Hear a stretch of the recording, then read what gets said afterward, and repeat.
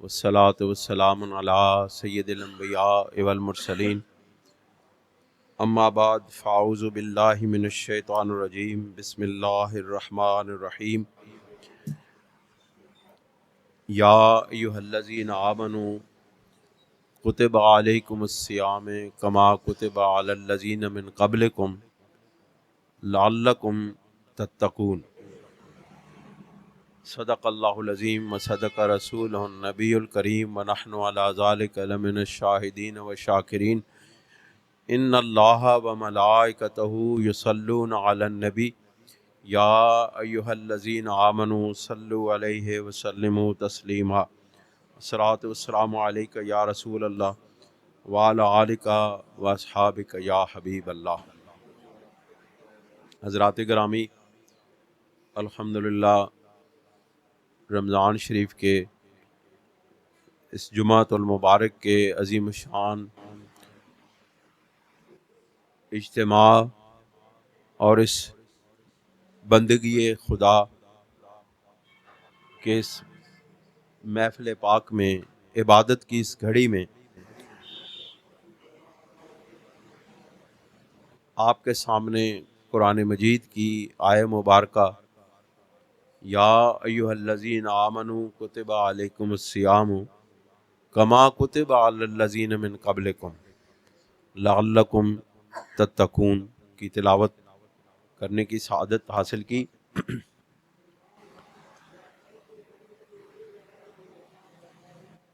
اللہ تعالیٰ نے اہل ایمان کو جن بڑی بڑی عظیم الشان نعمتوں سے نوازا ہے، ان میں سب سے بڑی نعمت، اعلیٰ ترین نعمت وہ کیا ہے؟ وہ اللہ رب العزت کا قرب ہے۔ اللہ تعالیٰ انسانوں کو، بالخصوص اہل ایمان کو اپنا قرب عطا کرنا چاہتا ہے، اور اس رب ذوالجلال نے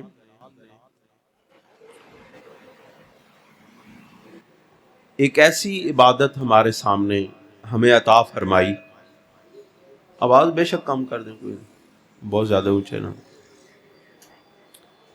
اللہ تعالیٰ نے وہ انعام عطا فرمایا کہ جس کے ذریعے ہم اپنے رب کی بارگاہ میں واصل ہو سکتے ہیں، اس کی بارگاہ میں اپنی نیاز پیش کر سکتے ہیں اور اس کو راضی کر سکتے ہیں۔ دوستو اور بزرگوں، میں اس آیہ مبارکہ کی روشنی میں آج آپ کو اہل اسلام کے، اہل ایمان کے ایک عظیم الشان بزرگ، جنہوں نے اس خطۂ ارض پاکستان کو اور ہندوستان کو اور گرد و نواح کے علاقوں اور ملکوں کو اپنی روحانیت سے، اپنے فیض سے ایسا منور کیا کہ تقریباً 1000 سال گزرنے کے باوجود ابھی تک ان کا فیض جاری ہے۔ ابھی تک ان کی بارگاہ میں حاضر ہونے والے، اخلاص کے ساتھ، محبت کے ساتھ پیش ہونے والوں کو اللہ تعالیٰ ان کا فیض عطا فرماتا ہے۔ اور وہ ہستی، وہ نام حضرت سیدنا علی بن عثمان حجویری المعروف داتا گنج بخش رحمۃ اللہ علیہ کا ہے۔ چونکہ روزہ کا تعلق براہ راست انسان کی، اہل ایمان کی روحانیت کے ساتھ ہے، اللہ تعالیٰ کے ساتھ ایک براہ راست انسان کا تعلق تو ہر عبادت میں قائم ہوتا ہے۔ آپ دیکھیں جتنی بھی عبادات ہیں ان کا ایک ظاہر ہے اور ایک باطن ہے، اور ظاہری عبادت کے عوض اللہ تعالیٰ بندے کو، مسلمان کو، ایک مومن کو اپنا ایک ایسا قرب عطا فرماتا ہے کہ جس کے ذریعے وہ اپنے رب کی بارگاہ کے ساتھ جڑ جاتا ہے، اس کا کنیکشن ہو جاتا ہے۔ نماز کو آپ دیکھیں، نماز کا ایک ظاہر ہے اور ایک باطن ہے۔ آپ جب مسجد میں آ کے یا گھر میں اللہ کی بارگاہ میں کھڑے ہوتے ہیں، تکبیر تحریمہ پڑھتے ہیں اور اس کے بعد ہاتھ باندھ کے بارگاہ الہی میں اپنی نیاز پیش کرتے ہیں، تو یہ نماز کا ظاہر ہے۔ آپ لوگوں کو دیکھتے ہیں کہ آپ رکوع کر رہے ہیں، آپ سجدہ کر رہے ہیں، آپ قعدہ میں بیٹھے ہیں، یہ ساری عبادت کا ظاہر ہے، لیکن اس کا باطن معراج یہ ہے کہ الصلاۃ معراج المومنین، کہ نماز مومن کی معراج ہے۔ اگر آپ کی نماز اور میری نماز ظاہر سے باطن کی طرف سفر کرتے ہوئے معراج کا رنگ اختیار کر جائے تو یہ کیا ہوتا ہے؟ یہ بندے کو اپنے رب کی بارگاہ میں پہنچا دیتی ہے۔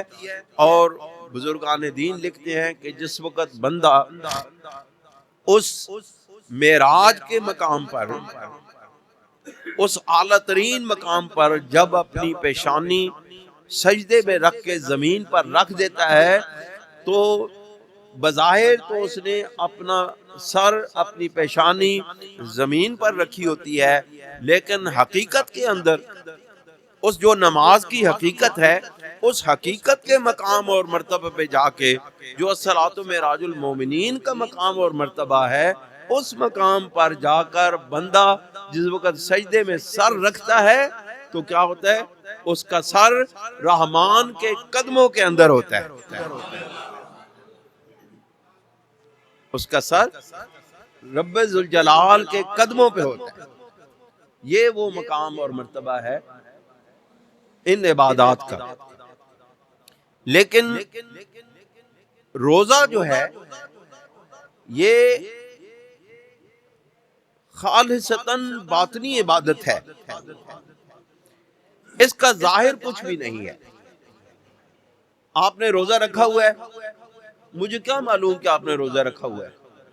میں نے روزہ رکھا ہوا ہے یا نہیں رکھا ہوا، آپ کو کیا معلوم کہ آپ نے روزہ رکھا ہوا ہے کہ نہیں رکھا ہوا ہے؟ دیکھیں نا، ہم عام حالات میں بھی جب یہاں آ کے بیٹھتے ہیں جمعہ کے اجتماع میں تو ہم کو کھاتے پیتے تو نہیں ہیں۔ ادھر آپ لوگ بیٹھے ہوتے ہیں، میں کہتا چلے میں تو کھاتے پانی پیتے رہتا ہوں، آپ لوگ تو کچھ بھی نہیں کرتے، تو کسی کو کیا معلوم کہ آپ روزے سے ہیں یا نہیں۔ لہذا روزہ ایک ایسی عبادت ہے جو سراسر باطن ہی باطن ہے، اس میں ظاہر کچھ بھی نہیں ہے۔ حضرت داتا علی حجویری رحمۃ اللہ علیہ اپنی کتاب کشف المحجوب جو میرے سامنے پڑھی ہے، اس میں ارشاد فرماتے ہیں کہ اسی آیہ مبارکہ کے متعلق کہ یا ایھا الذین آمنوا کتب علیکم الصیام کما کتب علی الذین من قبلکم لعلکم تتقون، کہ اے ایمان والو تم پر روزے فرض کیے گئے ہیں جیسا کہ تم سے پہلی امتوں پر روزے فرض کیے گئے تھے۔ یعنی کہ یہ وہ عبادت ہے جو تمام امتوں پر فرض کی گئی۔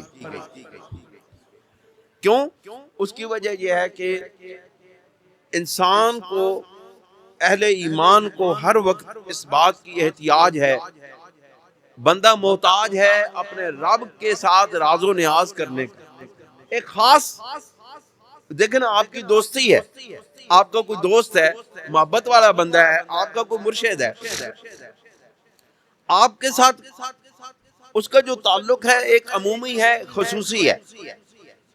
خاص تعلق جو ہے نا وہ یہ ہے کہ آپ اپنی راز و نیاز، یا آپ کا مرشد اپنی راز و نیاز آپ کے ساتھ کرتا ہے، آپ اپنے دل کی بات اپنے مرشد کے ساتھ کرتے ہیں، اپنے دوست کے ساتھ کرتے ہیں، اپنے محبت کرنے والے کے ساتھ کرتے ہیں، تو ایک خاص وقت تو ہے۔ اسی طرح روزہ جو ہے یہ خاص ایسی عبادت ہے جو بندے کو اپنے رب کے ساتھ خاص کیفیت کے اندر راز و نیاز کرنے کی توفیق عطا فرماتا ہے۔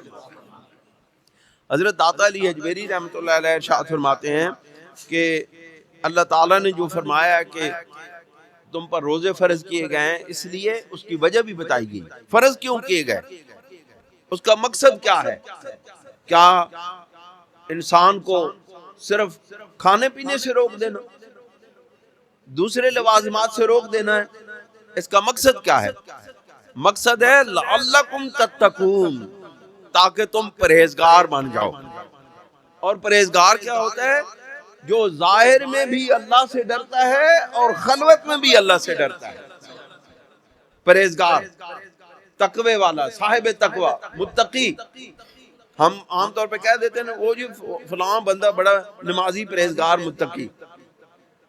متقی وہ ہے جو ظاہری حالت میں بھی اپنے رب سے ڈرے، اور جب اس کو تنہائی میسر ہو، خلوت میسر ہو، اکیلا ہو، اس وقت بھی وہ اپنے آپ کو اکیلا نہ سمجھے بلکہ اپنے رب کے ساتھ اس کو اپنی مائیت میں سمجھتے ہوئے وہ یہ تصور کرے کہ میں اکیلا نہیں ہوں، میرا رب میرے ساتھ ہے۔ تقوی اور پرہیزگاری کا یہ اعلیٰ ترین معیار اور اعلیٰ ترین مرتبہ ہے کہ جب بندہ ظاہری طور پہ بھی اور باطنی طور پہ بھی، یہ نہیں کہ ظاہری طور پر جناب وہ انسان نے ایک لبادہ اختیار کیا ہو، ایک بزرگ بنا ہوا ہو، ایک پتہ نہیں کیا کیا صورتحال بنائی ہوئی ہو، لمبے لمبے بال ہوں، گندہ مندہ کپڑے ہوں، سارا کچھ جو ہے نا وہ نبی کریم علیہ السلام کی سنت کے خلاف ہو، اور بندہ کہے کہ میں متقی ہوں۔ چرس وہ پیتا ہو، بھنگ وہ پیتا ہو، نشے وہ کرتا ہو، نماز وہ نہ پڑھتا ہو، اور کہے میں متقی اور پرہیزگار ہوں۔ نہیں، یہ بات نہیں ہے۔ ظاہری اور باطنی دونوں طور پر رب تعالیٰ سے ڈرنا، یہ تقوی اور پرہیزگاری ہے۔ رب کو اپنا قریب سمجھنا، یہ پرہیزگاری ہے۔ حضرت داتا صاحب فرماتے ہیں کہ پیغمبر صلی اللہ علیہ وسلم نے فرمایا کہ جبرائیل علیہ السلام نے مجھے خبر دی ہے کہ اللہ تعالیٰ نے فرمایا ہے الصوم لی وانا اجزی بہ، کہ روزہ اللہ رب العزت نے، سرکار دو عالم صلی اللہ علیہ وسلم نے ارشاد فرمایا کہ اللہ رب العزت نے مجھے خبر عطا فرمائی ہے کہ الصوم لی وانا اجزی بہ، کہ روزہ میرے لیے ہے اور میں ہی اس کے جزا دوں گا۔ جزا تو اللہ نے دینی ہے، ہر عمل کی جزا اللہ نے دینی ہے۔ بروز محشر جب ہم سب اللہ کی بارگاہ میں پیش ہوں گے تو ہمارے نیک اعمال کی جزا اللہ رب العزت ہی عطا فرمائیں گے۔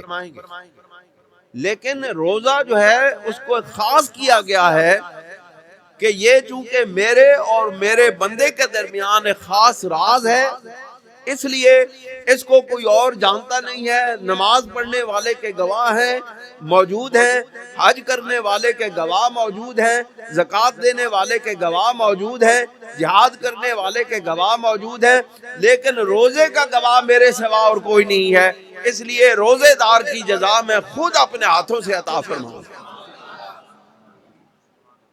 الصوم لی وانا اجزی بہ، میں روزہ میرے لیے ہے، بندہ میرے لیے روزہ رکھتا ہے، مجھے راضی کرنے کے لیے روزہ رکھتا ہے، مجھے خوش کرنے کے لیے روزہ رکھتا ہے، تو اب کیا ہے، اب مجھ پہ بھی رب ذوالجلال فرماتے ہیں مجھ پر بھی اب لازم ہے کہ اب اس کی جزا میں خود اپنے ہاتھوں سے دوں۔ ایک اور اس حدیث کے اسی حدیث مبارک کے اعراب کی تبدیلی سے ایک اور حدیث بھی بنتی ہے۔ علماء کرام لکھتے ہیں کہ اللہ تعالیٰ نے یہ فرمایا کہ انا اجزی بہ، اور یہ بھی فرمایا ایک حدیث پاک اس کے ساتھ اور بھی لگتی ہے کہ اللہ رب العزت نے فرمایا الصوم لی وانا اجزی بہ، کہ روزہ میرے لیے ہے اور میں ہی، میری ذات ہی اس کی جزا ہے۔ اس کا مطلب ہے بندہ جب اپنے رب کی رضا کے لیے روزہ رکھتا ہے تو اس روزے کا کیا عوض کیا ملتا ہے، اس کا بدلہ کیا ملتا ہے، اس کی جزا کیا ملتی ہے، رب ذوالجلال کی ذات عطا ہو جاتی ہے۔ فرماتے ہیں اس لیے روزہ وہ عبادت ہے جو ظاہر سے تعلق نہیں رکھتا اور غیر کا اس میں کچھ حصہ نہیں ہے۔ پھر آپ نے فرمایا حضرت جنید بغدادی رحمۃ اللہ علیہ کی ایک قول ارشاد فرمایا، حضرت داتا صاحب رحمۃ اللہ علیہ لکھتے ہیں حضرت جنید بغدادی رحمۃ اللہ علیہ نے ارشاد فرمایا کہ الصوم نصف الطریقہ، کہ روزہ جو ہے یہ آدھی طریقت ہے، یعنی طریقت کے مقامات جو بندہ یا سالک طے کرتا ہے ان میں سے نصف جو مقامات ہیں، درجات ہیں، ولایت کے جو درجات ہیں، وہ کس طرح؟ وہ روزے کے ذریعے طے ہوتے ہیں۔ اس لیے صوفیاء کرام ہمیشہ روزے سے رہتے تھے، اور ہمارے آقا و مولا حضور پر نور سید دو عالم صلی اللہ علیہ وسلم بھی ہمیشہ روزے سے رہتے تھے۔ اور آپ فرماتے ہیں کہ میں نے اپنے مشائخ کو دیکھا ہے کہ جو رمضان شریف کا روزہ رکھتے تھے، یعنی وہ تو سب کو معلوم ہوتا تھا رمضان شریف ہے، روزہ ہے، لیکن آپ فرماتے ہیں، داتا صاحب فرماتے ہیں کہ میں نے ایسے مشائخ کو بھی دیکھا ہے کہ جو نفلی روزہ رکھتے تھے اور وہ کسی کو معلوم نہیں ہونے دیتے تھے کہ میں روزے دار ہوں، غیر رمضان میں فرضی روزہ رکھتے تھے، لیکن غیر رمضان میں اس عبادت کا چونکہ خاص تعلق ہے اللہ رب العزت سے اور اللہ رب العزت کی ذات سے اس کا تعلق ہے، اس لیے حضرت داتا صاحب فرماتے ہیں کہ ہم نے بڑے مشائخ کو دیکھا ہے جو روزہ تو رکھتے تھے لیکن پتہ کسی کو نہیں چلنے دیتے تھے کہ روزہ ہے۔ وہ کس طرح؟ آپ فرماتے تھے ایک بندے نے، صوفی نے ایک روزہ رکھا، اسی سے میں آپ کو ایک مسئلہ بھی بیان کروں گا، فقہی مسئلہ بھی۔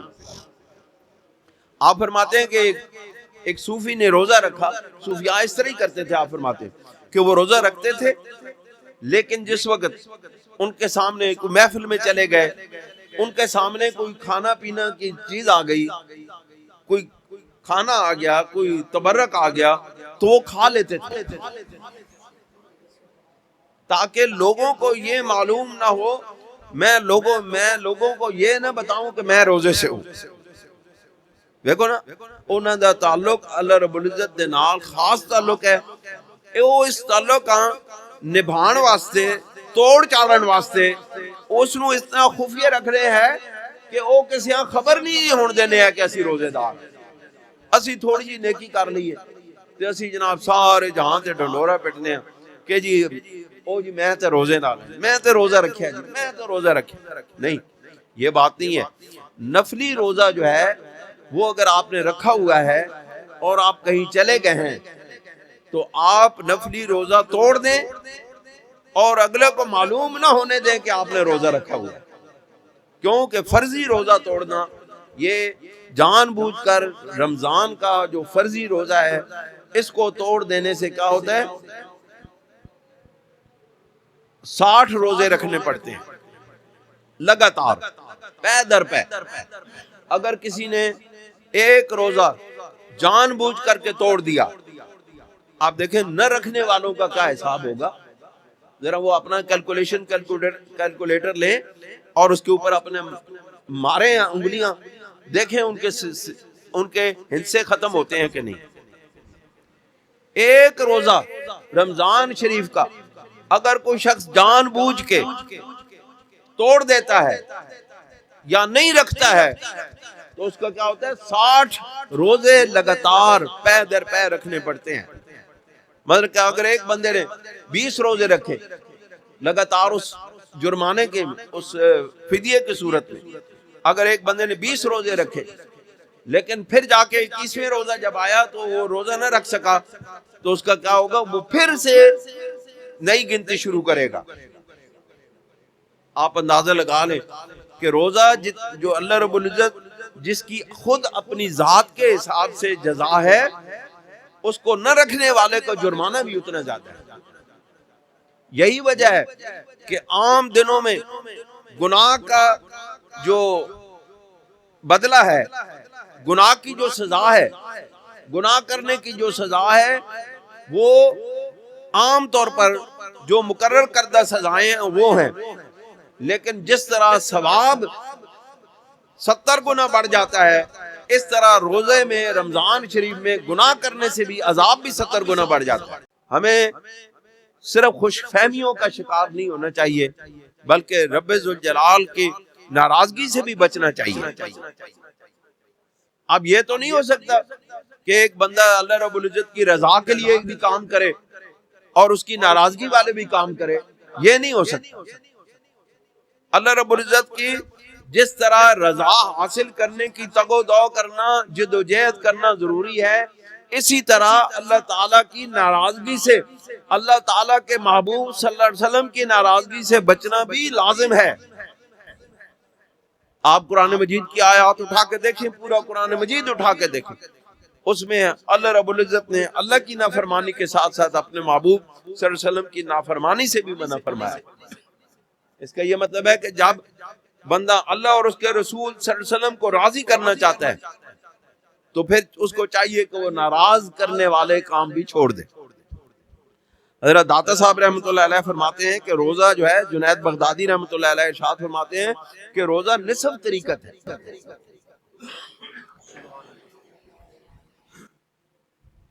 اب دیکھیں روزے کی کیفیت کیا ہے۔ روزہ صرف کھانے پینے سے رک جانے کا نام ہے؟ کیا روزہ بھوکے اور پیاسے رہنے کا نام ہے؟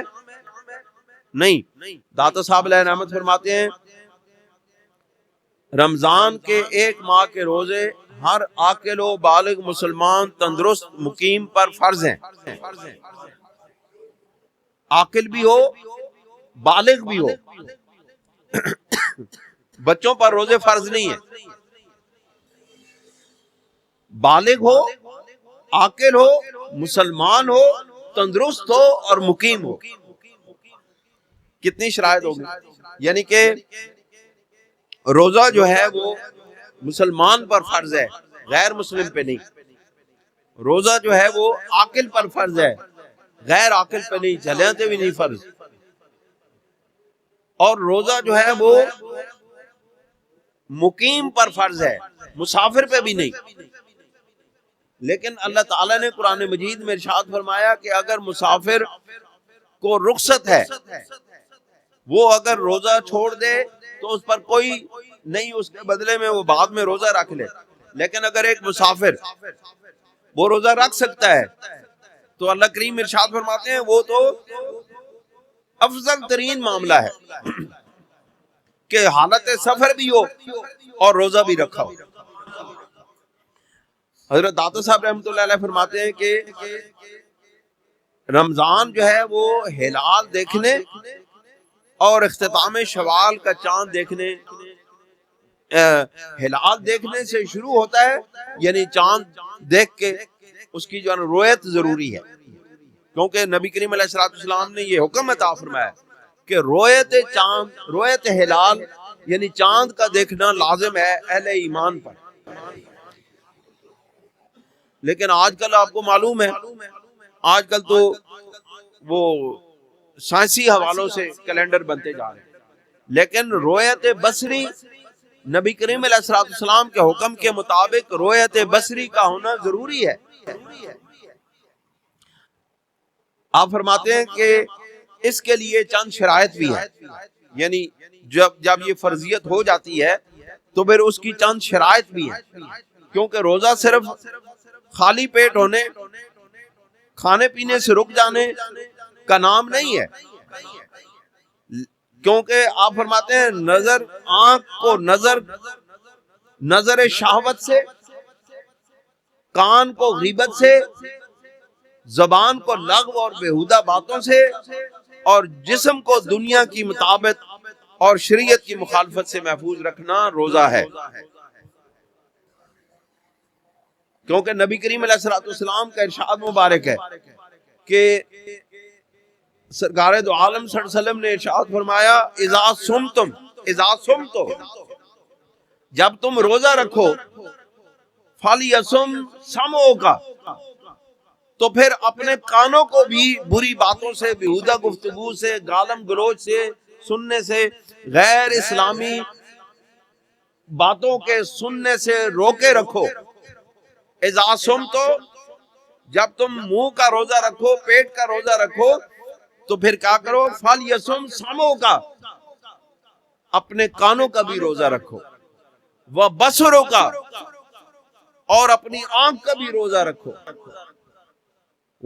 وَلِسَانُ کا، اور اپنی زبان کا بھی روزہ رکھو، وَيَدُ کا، اور اپنے ہاتھوں کا بھی روزہ رکھو، وَكُلُّ عُضْوٍ مِّنْكَ، اور جسم کے تمام اعضاء کا روزہ رکھو. اب آپ کو روزے کا اصل مقصد سمجھ آیا؟ روزہ کیا ہے؟ روزہ آنکھ کا روزہ ہے.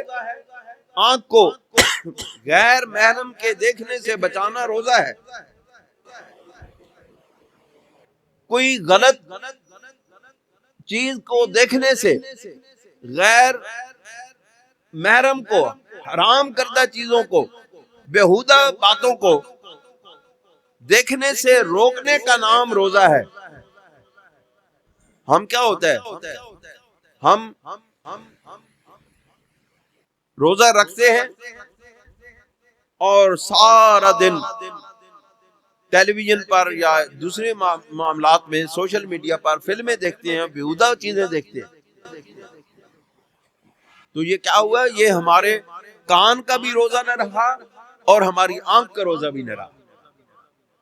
مومن تو وہ ہے جو اللہ تعالیٰ کے حکموں کی پابندی کرے اور سرکار دو عالم صلی اللہ علیہ وسلم کے حکموں کی پابندی کرے. مومن وہ ہے. جب رسول اللہ صلی اللہ علیہ وسلم نے فرما دیا کہ روزہ کا باطن یہ ہے، روزے کی حقیقت یہ ہے، جس طرح نماز کی حقیقت ہے، حج کی حقیقت ہے، اس طرح روزے کی بھی حقیقت ہے.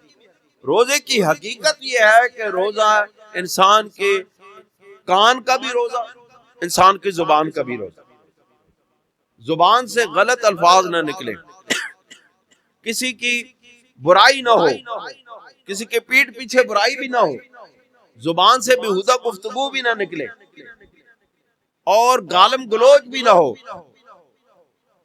ہمارا کیا ہے؟ ہم دن میں کام کرتے ہیں، روزہ بھی رکھا ہوتا ہے، اور اپنے ملازمین کو، اپنے ساتھ کام کرنے والوں کو، اپنے دوستوں کو، احباب کو ہم گالیاں بھی دیتے رہتے ہیں، بیہودہ گفتگو بھی کرتے ہیں، غلط باتیں بھی کرتے ہیں.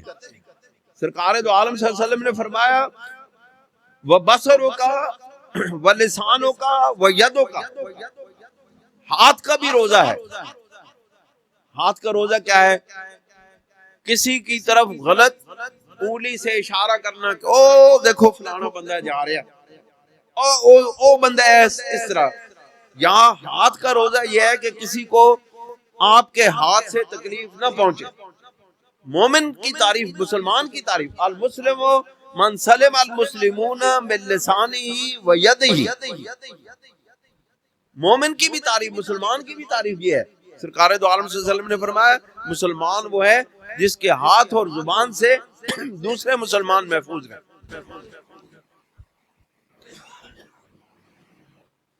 فرمایا وَكُلُّ عُضْوٍ مِّنْكَ، اور تیرے جسم کا ہر عضو جو ہے وہ روزے سے ہو. ہر عضو روزے سے ہو. روزے کا مطلب رک جانا، کھانے پینے سے رک جانا، میاں بیوی کے تعلقات سے رک جانا، حرام کاموں سے رک جانا، اس کو روزہ کہتے ہیں. تو جس طرح منہ کا روزہ ہے، اس طرح اعضاء و جوارح کا روزہ بھی یہ لازم ہے. اور حقیقت روزہ حاصل کرنے کے لیے یہ بھی بات کرنا، اس پر بھی عمل کرنا، سرکار دو عالم صلی اللہ علیہ وسلم کی ہر بات پر عمل کرنا لازم ہے. کیونکہ نبی کریم علیہ السلام نے ارشاد فرمایا رب صائم لیس لہ من صومہ الا الجوع والعطش، کہ اکثر روزہ دار ایسے ہوتے ہیں جن کا روزہ جو ہے وہ سوائے بھوک کے اور پیاسے رہنے کے اور کچھ نہیں ہوتا. یعنی ان کا روزہ صرف اتنے تک محدود ہے کہ وہ پیاسے رہتے ہیں اور بھوکے رہتے ہیں. باقی ہر کام جو روزے کے اندر ممنوع ہے وہ سارے کام کرتے ہیں. دھوکہ کر رہے ہوتے ہیں، فراڈ کر رہے ہوتے ہیں، چور بازاریاں کر رہے ہوتے ہیں، مہنگے سودے فروخت کر رہے ہوتے ہیں، جھوٹ بول رہے ہوتے ہیں سودا فروخت کرتے ہوئے. وہ ہر کام جو ممنوع ہے، جو حرام ہے، جو ناجائز ہے، وہ بھی ساتھ ساتھ ہو رہے ہیں، بھوکا بھی رہ رہے ہیں اور پیاسے بھی رہ رہے ہیں، افطاریاں کرا بھی رہے ہیں، افطاریوں پہ جا بھی رہے ہیں۔ تو یہ اسلام جو ہے مسلمان کا کام ڈبل گیم کرنا نہیں ہے، دورے کام کرنا نہیں ہے، سراسر موم ہو یا سنگ ہو جا، سراسر موم ہو یا سنگ ہو جا، یا تو پورا پورا اسلام کے اندر داخل ہو جائے بندہ۔ اللہ کریم نے خود فرمایا کہ اے ایمان والو پورے کے پورے اسلام میں داخل ہو جاؤ، اور پورے کا پورے اسلام میں داخل ہونا یہی ہے کہ اللہ اور اس کے رسول صلی اللہ علیہ وسلم کے حکموں کی تابع فرمانی کی جائے، اور جن باتوں سے اللہ اور اس کے محبوب صلی اللہ علیہ وسلم نے روکا ہے ان سے روکا جائے۔ حضرت داتا صاحب فرماتے ہیں کہ میں نے سرکار دو عالم صلی اللہ علیہ وسلم کو خواب میں دیکھا،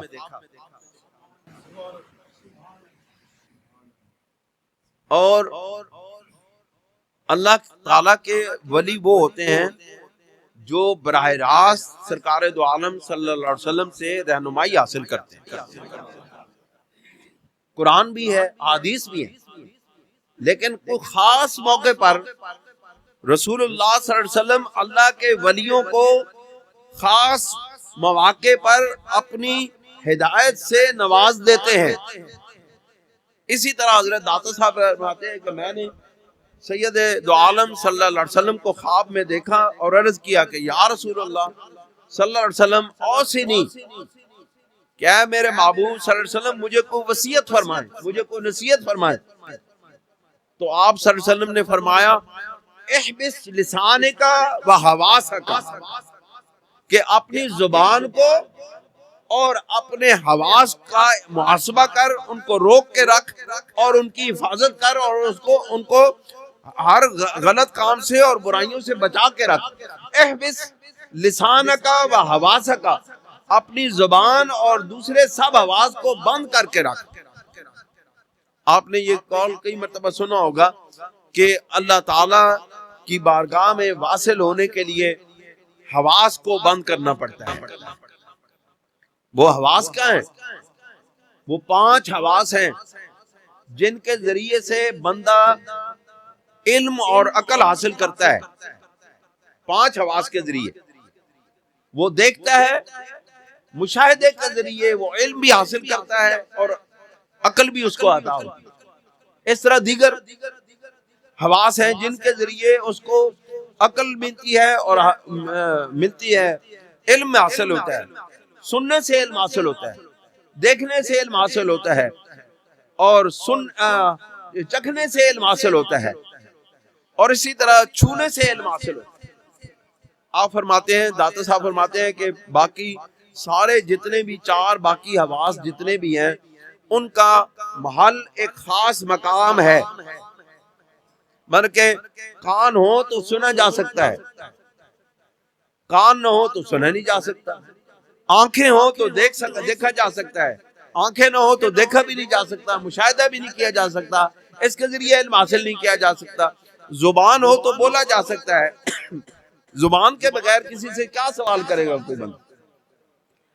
لیکن آپ فرماتے ہیں کہ جو چھونا ہے یہ پورے جسم کے ساتھ اس کا تعلق ہے، یعنی صرف یہ نہیں کہ ہاتھوں سے چھو کے آپ کو علم حاصل ہو، آپ پاؤں سے بھی چھو سکتے ہیں، آپ کونی سے بھی چھو سکتے ہیں، آپ جسم کے کسی بھی حصے سے کسی چیز کو چھو کے علم حاصل کر سکتے ہیں۔ آپ فرماتے ہیں اس لیے پورے جسم کا جو تعلق ہے وہ اس حص کے ساتھ ہے، اس لیے پورے جسم کو اللہ رب العزت کی منع کردہ کاموں سے روکنا لازم اور فرض ہے۔ اور حضرت داتا صاحب ارشاد فرماتے ہیں کہ یاد رکھو بدیہی اور الہامی امور کے سوا کوئی ایسی چیز نہیں جس کا علم انسان کو ان 5 طریقوں کے سوا کسی اور طریق سے ملے، یعنی صرف الہام اللہ رب العزت کی طرف سے وحی، اور جو انسان کے بدیہی معاملات، بدیہی کہتے ہیں وہ بات جس کو دیکھنے سے ہی علم حاصل ہو جائے، وہ بات جس کو سننے سے ہی علم حاصل ہو جائے، اس کے لیے کسی مزید دلائل کی ضرورت باقی نہ رہے۔ مثلا کہ ہمیں اللہ رب العزت کی ذات کے حوالے سے سرکار دو عالم صلی اللہ علیہ وسلم نے اور انبیاء کرام نے ہمیں، نبی کریم علیہ الصلوۃ والسلام نے اور انبیاء کرام نے اور پھر ان کے بعد اولیاء اللہ نے ہمیں اللہ رب العزت کی ذات کے بارے میں معرفت عطا کی، اللہ رب العزت کے ذات کے بارے میں بتایا۔ ہم نے اللہ رب العزت کی ذات کو اپنے مشاہدے میں آنے کی بات نہیں کی کہ ہم اپنے رب کو چھوئیں تو ہمیں معلوم ہو کہ ہمارا رب ہے، ہم اپنے رب کو دیکھیں تو ہمیں معلوم ہو کہ ہمارا رب ہے۔ آج کل یہ بحث چل رہی ہے عام طور پہ، جو ملحدین ہیں وہ کہتے ہیں ہم تو دیکھ کے ایمان لائیں گے، ہمارا خدا ہمیں نظر آئے تو ہم ایمان لائیں۔ ارے بھائی اللہ رب العزت کے بندو، دکھائی دینے والا خدا ہی نہیں رہتا، جو دکھائی دے وہ محدود ہو جاتا ہے۔ مطلب کہ ایک بندے، آپ نے کس چیز کو دیکھا، آپ اس بلب کو دیکھ رہے ہیں تو کیا ہے، آپ کی نظریں اس بلب کا، ان بلبوں کا احاطہ کر رہی ہیں، تو کیا ہوا، آپ کی نظروں نے ان بلبوں کو اپنی نگاہوں میں کے احاطے میں لے لیا، تو کیا ہوا، آپ کی نظر غالب آ گئی اور یہ جو بلب دکھائی دے رہے ہیں یہ مغلوب ہو گئے۔ تو ہمارا رب تو وہ رب ہے کہ جو مشاہدے میں نہیں آتا، جس کو احاطہ نہیں کیا جا سکتا، جس کا ادراک نہیں کیا جا سکتا، ہمارا رب تو وہ رب ہے۔ جو دکھائی دے وہ تو بت ہے، دکھائی دینے والے تو بت ہیں، نہ دکھائی دینے والا رب ذوالجلال ہے۔ اس لیے سرکار حضرت داتا صاحب فرماتے ہیں کہ صرف الہامی امور اور بدیہی امور، ان کے سوا باقی تمام علوم جو ہے وہ اس سے حاصل کیے جاتے ہیں۔ اور یاد رکھیں، ایک علم جو ہے وہ حواس سے حاصل ہوتا ہے، ایک علم جو ہے وہ اللہ رب العزت کی کرم نوازی سے قلب ایمان پر، اہل ایمان کے قلوب پر اللہ رب العزت اپنی بارگاہ سے علم لدنی کے فیضان جاری کر دیتا ہے۔ یہ وہ علوم ہیں جو حس سے حاصل نہیں ہوتے۔ آپ فرماتے ہیں کہ انسان پر جس طرح حواس کا، جس طرح حواس کے اثرات ہیں، اور جس طرح اللہ رب العزت کی ولایت کے، اللہ رب العزت کی دوستی کے، اللہ رب العزت کی قرب کے اثرات پڑتے ہیں نواز پر، اسی طرح جو نفس ہے، جو انسان کے اندر نفس ہے، اس کی ولایت، اس کی دوستی کے بھی انسانی ایمان پر، انسانی جسم پر، انسانی عقل پر، انسانی ایمان پر اور اس کے علم پر اثرات پڑتے ہیں۔ لہذا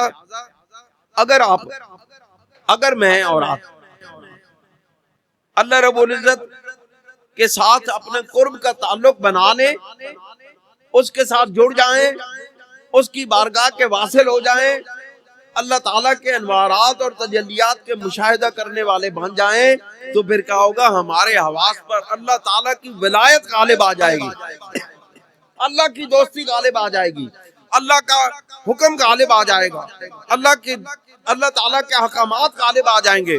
پھر ہمارا کیا ہوگا، اس کا نتیجہ کیا نکلے گا، ہمارا ظاہر بھی پاک ہو جائے گا، ہمارا باطن بھی پاک ہو جائے گا۔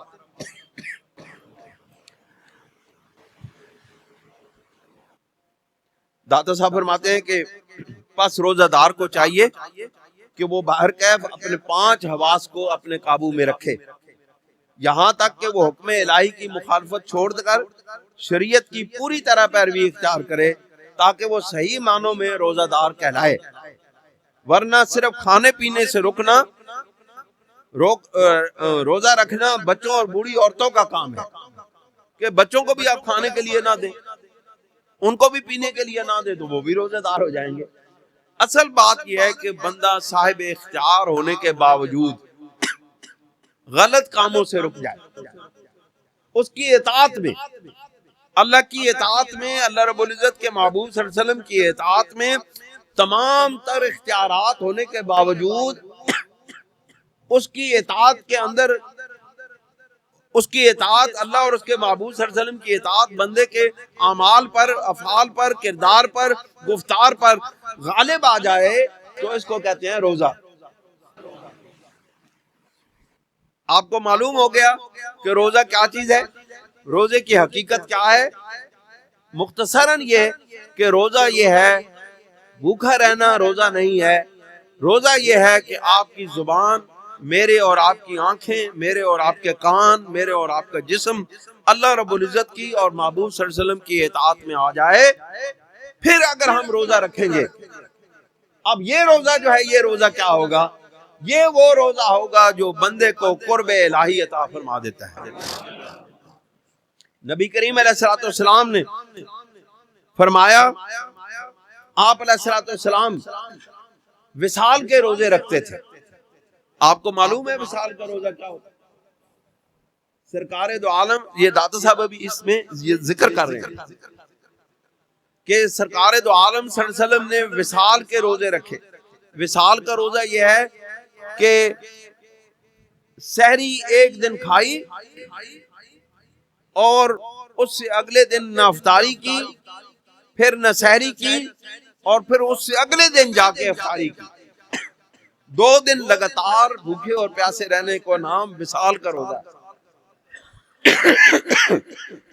سرکار دو عالم صلی اللہ علیہ وسلم چونکہ انبیاء کو اور اولیاء اللہ کو بھوکے اور پیاسے رہنے کا کوئی مسئلہ نہیں ہے. یہ اگر چاہیں تو کئی مہینوں تک روزہ رکھنے سے چھوڑ جائے، روزہ رکھ لے. داتا صاحب فرماتے ہیں کہ جب نبی کریم علیہ الصلوۃ والسلام نے وصال کے روزے رکھنے شروع کر دیے، بلکہ ایک افطاری کی، پھر اس کے بعد اگلے دن پھر افطاری کی، سحری نہ کھائی، یہ وصال کا روزہ ہے. تو پھر کیا ہوا؟ صحابہ کرام نے بھی وصال کے روزے رکھنے شروع کر دیے. سرکار کی اطاعت کا، آپ کی تابع فرمانی کا، آپ کی مطابقت کا شوق اور ذوق تھا، تو انہوں نے بھی روزے رکھنے شروع کر دیے وصال کے. تو کیا ہوا؟ اس کا نتیجہ کیا نکلا؟ کوئی صحابی ادھر پڑے ہیں، کوئی ادھر پڑے ہیں، کمزوری سے نڈھال ہو گئے، معاملات خراب ہو گئے، کئی تو بے ہوش ہو گئے. سرکار دو عالم صلی اللہ علیہ وسلم کو جب معلوم ہوا کہ یہ تو لوگ بے ہوش ہونے لگے، آپ علیہ الصلوۃ والسلام نے پوچھا بھئی کیا ہو گیا آپ لوگوں کو؟ صحابہ کرام رضوان اللہ تعالی علیہم اجمعین نے ارشاد فرمایا، یا رسول اللہ، ہم تو آپ کی تابع فرمانی کرتے ہوئے وصال کے روزے رکھنے لگے ہیں، اس سے ہماری کمزوری ہو گئی ہے. آپ نے فرمایا، انی لست کاحد منکم، انی لست کاحدکم، بے شک میں تم میں سے کسی ایک جیسا بھی نہیں ہوں. لوگ کہتے ہیں نا کہ رسول اللہ ہمارے جیسے ہیں، وہ کھاتے بھی ہیں، پیتے بھی ہیں، سوتے بھی ہیں، جاگتے بھی ہیں، شادیاں بھی کرتے ہیں، نکاح بھی کرتے ہیں، دکھ بھی ہوتی ہے، تکلیف بھی ہوتی ہے، بیمار بھی ہوتے ہیں، لہذا وہ ہمارے جیسے ہیں.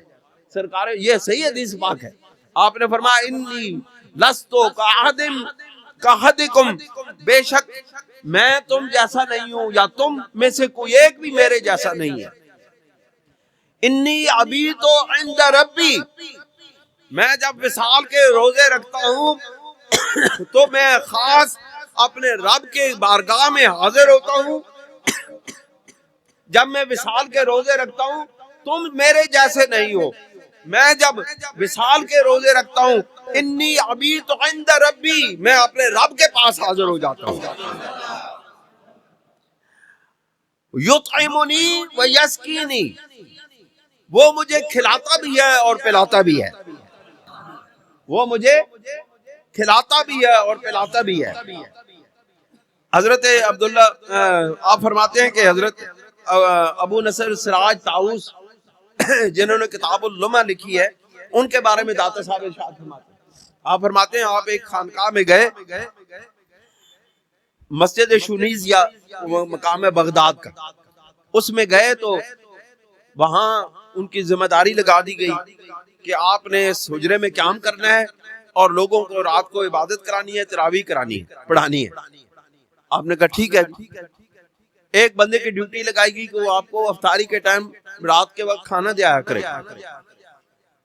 وہ 1 مہینے کے بعد جب وہاں سے رخصت ہوئے اور ان کا حجرہ چیک کیا گیا، حجرے کو دیکھا گیا تو 30 دن کا کھانا اس جگہ پہ پڑا تھا، آپ نے ایک لقمہ بھی نہیں لگایا. یہ کیا ہے؟ داتا صاحب فرماتے ہیں کہ یہ وہ مقام اور مرتبہ ہے کہ نبی کو اپنا معجزہ ظاہر کرنا ہوتا ہے اور ولی کو اپنے کرامت کو چھپانا ہوتا ہے. وہ نبی کا معجزہ ہے کہ حضور سرور تو عالم صلی اللہ علیہ وسلم وصال کے روزے رکھتے اور کئی دن جا کے غار حرا میں بھوکے اور پیاسے رہتے. تو یہ آپ کا معجزہ تھا، اور وہی چیز جو اولیاء اللہ کو حاصل ہوئی وہ اولیاء اللہ کی کرامت تھی. آخری بات عرض کر کے آپ سے اجازت چاہتا ہوں کہ یہ تو باتیں آپ نے کتابوں میں پڑھی ہیں، یہ باتیں آپ نے کتابوں میں پڑھی ہیں، ہم نے تو اس بات کو اپنے گھر میں دیکھا ہے. یہ جو روزہ ہے یہ ہوا یطعمنی و یسقینی، سرکار نے فرمایا انی ابھی تو عند ربی، میں اپنے رب کے پاس ہوتا ہوں، وہ یطعمنی و یسقینی، وہ مجھے کھلاتا بھی ہے اور پلاتا بھی ہے. صوفی صاحب رحمۃ اللہ علیہ ہمارے والد گرامی مرشد پاک شدید بیمار ہو گئے، لیور کینسر ہو گیا، آخری دنوں میں کھانا پینا چھوڑ دیا. ہماری بہن پوچھتی ہیں کہ ابا جی آپ نہ کھاتے ہیں نہ پیتے ہیں، روزے رکھتے چلے جاتے ہیں. آپ نے اپنی زندگی کو شدید دور کے اندر 28 روزے پورے رکھے رمضان شریف کے. تو ہماری بہن جو ہے وہ بڑی حیران ہوئی کہ آپ نہ سحری کھاتے ہیں نہ افطاری کھاتے ہیں، آپ یہ روزے رکھتے چلے جاتے ہیں، اور آپ اتنے شدید بیمار بھی ہیں، آپ کو معلوم بھی ہے آپ کہ آپ بیمار ہیں. آپ نے فرمایا بیٹا، اب وہ بات سمجھانے کے لیے کہا بیٹا جو بیمار ہوتا ہے نا اس کو اللہ تعالیٰ کھلا بھی دیتا ہے اور پلا بھی دیتا ہے. نعرہ تکبیر، نعرہ رسالت، آستانہ علی نور.